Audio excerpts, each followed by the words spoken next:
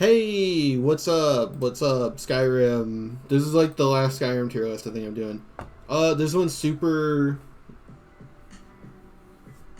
small, so we're not gonna waste too much time. But basically, they added 4 auto install mods,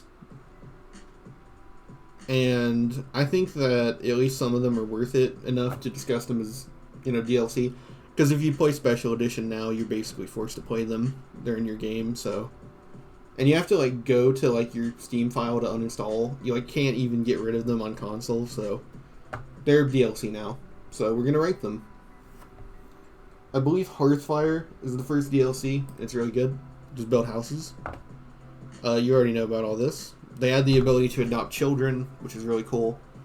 And the houses they add are really good ways to extend the economy, so you have to keep buying stuff, and you can use your gold for something. Not to mention they look the best. They're annoying because they get raided all the time, but early on, getting to Morthal and building that one and getting your carriage will help you find cities, so overall it's pretty fun.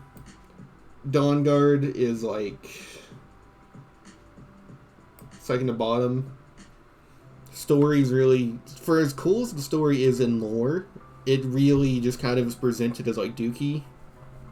Serana is like super overhyped as a character. I have no idea why people like Serana so much. And then every single time you go to a new place in Dawnguard, it's just like an enormous area that you have to search all over for like tiny items, and it's really annoying. I think that the coolest thing to come out of Dawnguard is Summon Arvok, and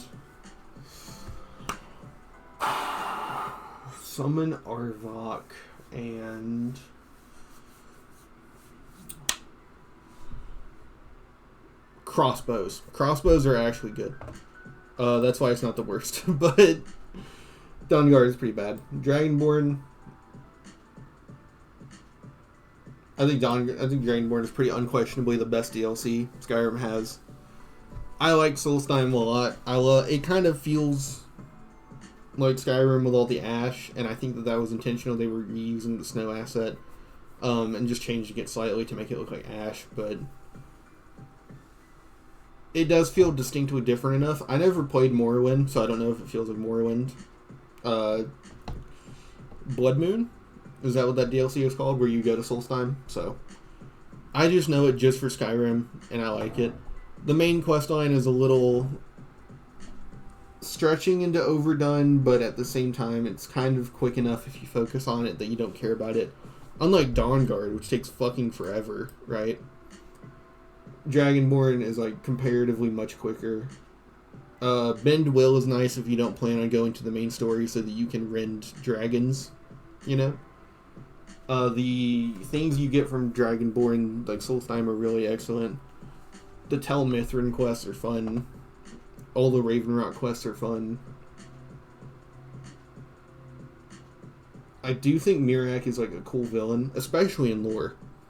But in the story, he's just kind of whatever.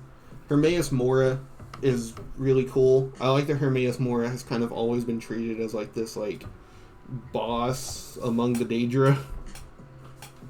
So, that's very interesting. But yeah. I believe Dragonborn also added the Ethereal Crown, which is like essential if you want to grind, like a skill. So it also gets points for that, unless it was Dawnguard. If the Ethereal Crown was Dawnguard, Dawnguard would be in B tier. Saints and Seducers is really nice. I really just love the Saints and Seducers. They're like super cool. Not to mention they are some of the best summons in the game. If you do the right things to do Summon Conjure Stadia, I think is what she's called. She's like one of the physically strongest like combat opponents, and then the Dark Seducer Archers are like the best ranged summons in the game. So it really helps out if you do it like a little bit earlier. But there's also just the fact that Darkness, Amber, and what is it? Is it Darkness or Madness weaponry? And then Amber and Golden weaponry are just some of the best in the game. Amber, personally, is my favorite looking sword in the game. So I really love Saints and Seducers. Curios and Relics is like really good, obviously, because it's just items in the game. It's like Hearthfire, but like kind of better, because it just adds like, I think, ingredients, and then it basically just makes soul gems more common, which is good. Survival mode, however, is the interesting part. I actually adore survival mode. I think that it is like annoying and tedious, but in exactly the way that you want a survival mode to be, right? You have to worry about sleeping, if you're a mage especially.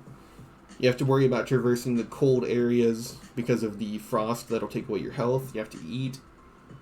They tried to make the wood elves stronger, but they didn't really succeed because they like starve off fatigue longer. The only reason it's in B tier is because it turns off fast travel, and Skyrim's world is not designed for fast travel.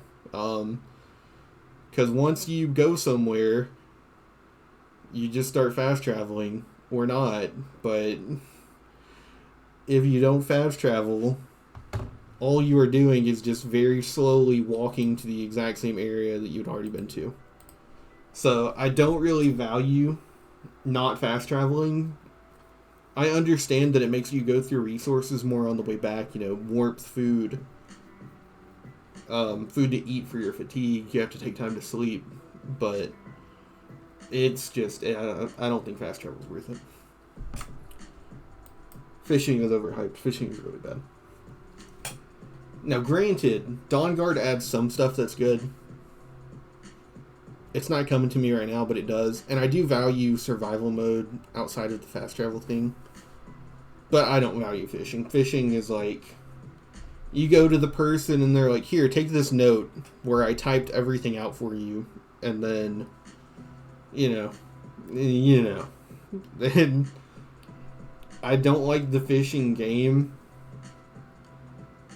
I don't know. I think it is trying to do the one problem I have with Skyrim, which is just that you walk somewhere, you fight something, and then you pick stuff up and go and sell it. It's trying to add, like, in between all your timing of doing that you kind of have fishing to do. I just do not enjoy the fishing minigame. But, like, respect to it for trying, and, like, people like it, so I guess it succeeded. It's just not for me. But yeah. I think Hearthfire is better than this. But yeah, how about that super controversial Skyrim DLC tier list, yeah? I still think Dragonborn's undefeated. That's what I want to hear discussion about, is which DLC do you like the most? But tell me in the comments below. Not stretching this video out for the 10-minute mark. I don't get ads. So, that'll be it. I stream on Twitch. Nick is a neat. N-E-E-T. I tweet on Twitter sometimes when I go live, and sometimes I retweet stuff. Nick is a neat. Obviously, you're on the channel, and then I have a VOD channel. We've been going through Skyrim, and now we're going through Oblivion, where I got 100 hours into that, so that's been fun. But yeah. Because when I played through Skyrim on the channel, all the DLC was like auto-installed, or all the mods were auto-installed. I wanted to kind of look back on this now. And like, just in case you're one of those purists and you really hate it, and you auto-installed it, maybe reinstall Saints and Seducers or Curios and Relics. Maybe try survival mode, you know? But yeah. The production values are higher in Dawnguard because they have like voice acting, but I'd say honestly the design of the other stuff is kind of better. The sewer, like, tree level in Solitude is kind of funner than anything in Dawnguard. TBH. Alright, bye.